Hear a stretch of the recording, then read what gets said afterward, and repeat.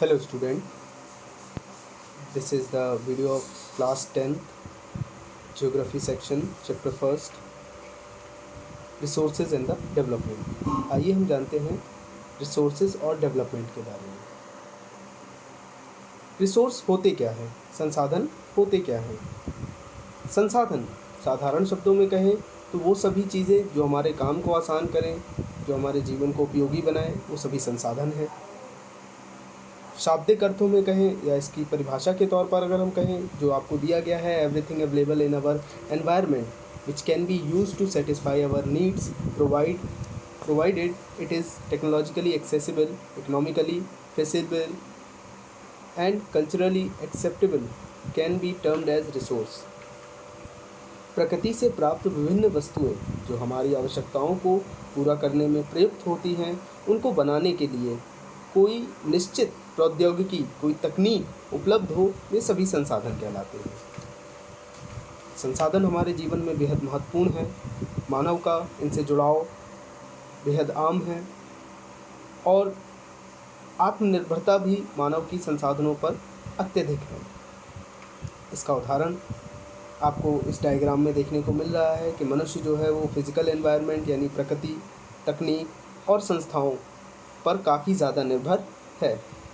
आइए इसके बारे में चर्चा आगे बढ़ाते हैं और इनके प्रकारों के बारे में जानते हैं कि कितने तरह के संसाधन होते हैं। यहाँ पर हमें दिया गया है, these resources can be classified in following veg. ये जो संसाधन हैं इनको हम कई प्रकार में वर्गीकृत कर सकते हैं। पहला दिया है on the basis of origin, यानी उत्पत्ति के आधार पर संसाधनों का विभाजन, जिसके अंतर्गत आते हैं बायोटिक एंड अबायोटिक। दूसरे तरह के दिए गए हैं on the basis of exhaustibility, जिसके अंतर्गत रिन्यूएबल एंड नॉन रिन्यूएबल होते हैं। तीसरी तरह में on the basis of ownership, स्वामित्व के आधार पर, जिनके अंतर्गत individual, community, national and international resources आते हैं। और नंबर 4 दिए गए हैं on the status of development, विकास के आधार पर संसाधन, जिनमें potential, developed stock and reserve आते हैं। आइए दिए गए चार्ट के बारे में थोड़ी जानकारी ले लेते हैं। संसाधन कितने तरह के होते हैं, जैसा कि हमने बात किया, मुख्यतः जो हमारी प्रकृति में पाए जाते हैं वो 2 तरह के संसाधन होते हैं। एक होते हैं नेचुरल रिसोर्सेज, दूसरे होते हैं ह्यूमन रिसोर्सेज। नेचुरल रिसोर्सेज जो हमें प्रकृति से प्राप्त होते हैं, और ह्यूमन रिसोर्सेज जिनके द्वारा मानव अपने लिए संसाधनों का निर्माण करता है। पहले जानते हैं नेचुरल रिसोर्सेज के अंतर्गत क्या क्या आते हैं। तो पहले नेचुरल रिसोर्सेज के अंतर्गत 2 तरह के संसाधन आते हैं। पहले होते हैं रिन्यूएबल रिसोर्स, दूसरे होते हैं नॉन रिन्यूएबल रिसोर्स। अब इनमें भी कई और वर्गीकरण व्याप्त है। आइए इन वर्गीकरण को भी जानते हैं। रिन्यूएबल रिसोर्सेज के अंतर्गत भी 2 तरह के संसाधनों का वर्गीकरण दिया गया है। पहला है कंटिन्यूअस और फ्लो, दूसरा है बायोलॉजिकल। कंटिन्यूअस और फ्लो जिन्हें हम प्रवाह युक्त कह सकते हैं, जैसे कि हवा, पानी, ये जो है वो लगातार प्रवाह करते रहते हैं, बहते रहते हैं।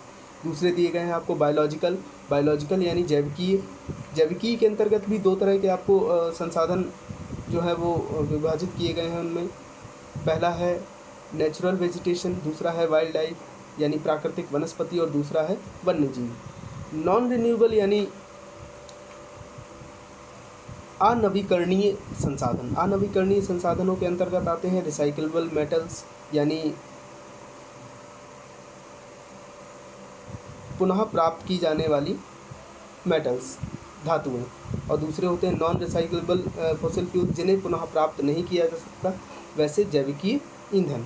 ये सभी नॉन रिन्यूएबल अनवीकरणीय ऊर्जा स्रोतों के अंतर्गत आते हैं।